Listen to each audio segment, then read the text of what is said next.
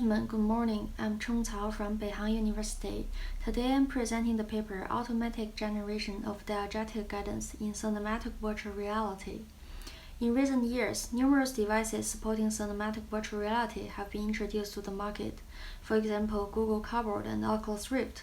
This work is motivated by a practical problem in cinematic virtual reality. As some of you may have experienced, when you are in a virtual space, you are free to look around and see what is happening. This brings a lot of fun, but some key events may happen out of your current view. Then you may find the CVR boring as shown in this figure. CVR directors also find it hard to balance between the free-to-view characteristics of VR and the informative characteristics of movie. So how to attract a viewer's attention to the key event is important for the viewer to follow the storyline and maintain immersion. Here are some representative methods on how to draw viewers' attention to a specific area. Camera movement can possibly force viewers to look at a specific direction.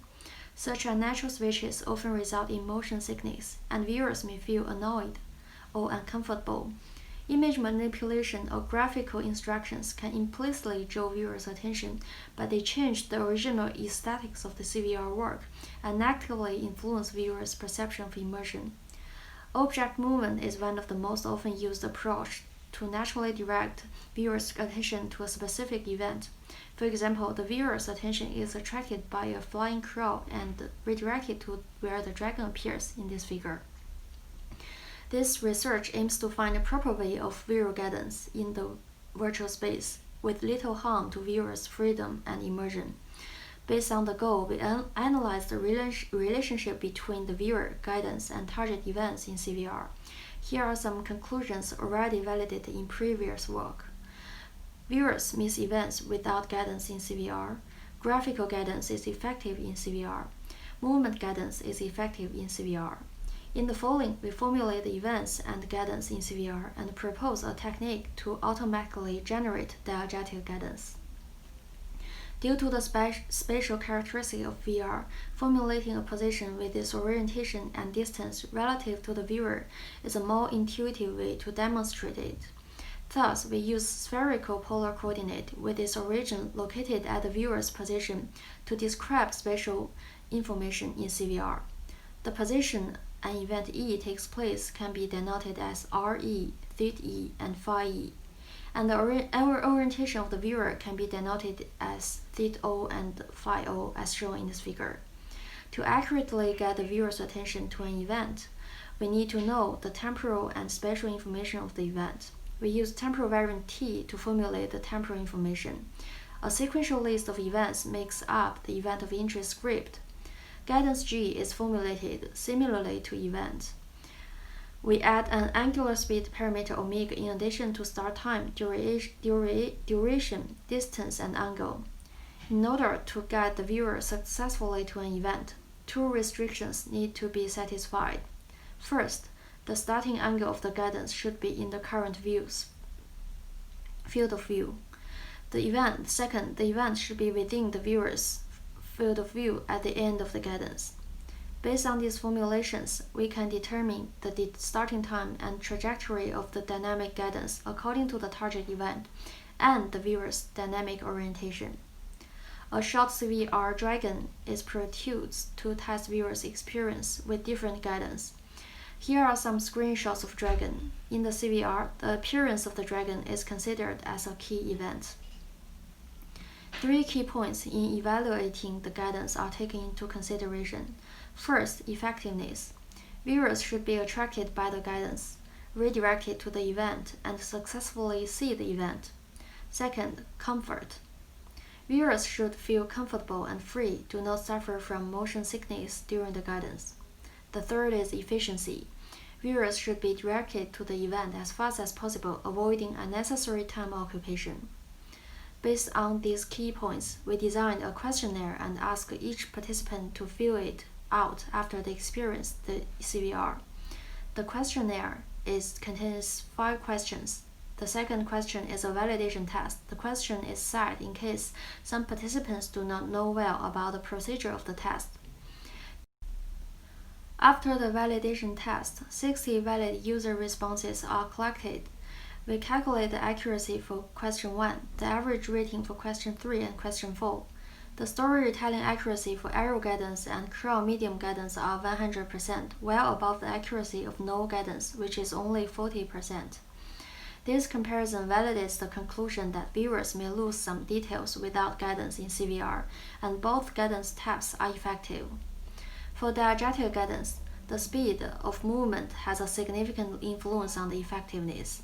The accuracy for the medium, low, and high speed is 100%, 20%, and 67% respectively.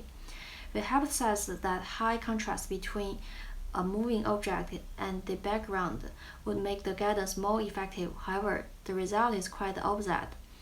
The story-retelling accuracy for automatic guidance is 100%, which suggests that the approach is as effective as using arrows and using medium-speed crawl. Besides, the average time of automatic guidance is only 4.2 seconds, half of the time used by the medium-speed crawl.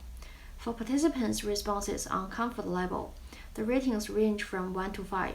From the result, we can see that participants in no guide, arrow guide, and auto crawl guide conditions give an average response higher than 4.0. Namely, participants in these conditions feel more comfortable during the CVR. On one hand, participants with these three types of guidance change their orientation to see the event less than participants in other conditions. On the other hand, the parameters used in arrow and auto crawl conditions are the most suitable for guidance. In conclusion, guidance using movement in CVR may cause motion sickness and decrease the comfort level, especially when the viewer needs to turn his or her orientation a lot. The immersion ratings are relatively high in the crawl fast and auto crawl conditions, and low in the arrow and pigeon conditions. Namely, the movement parameters of the guiding object influence viewer perception of immersion. To better analyze participants' orientation changes, we recorded orientation data and visualize it. The key event is marked with a red dot in the figure. When an event takes place, if the angle between the viewer's orientation and the event orientation is bigger than half of an effective FOV, the viewer is very likely to miss the event. From the result, we can see that before the guidance, viewers in both conditions explore the visual space freely. When the event is going to take place, the guidance effectively redirects the viewer's orientation to the direction the event takes place. After that, viewers' attention is attracted by the event and varies as the direction of the event changes. We also show the screen recordings of a participant in the no guidance and the auto crawl guidance conditions in the supplementary materials of this paper. Despite the fact that we managed to capture data from a relatively large number of users, we are faced with a small sample size per condition. This limits our ability to conduct an in-depth statistical analysis using hypothesis testing.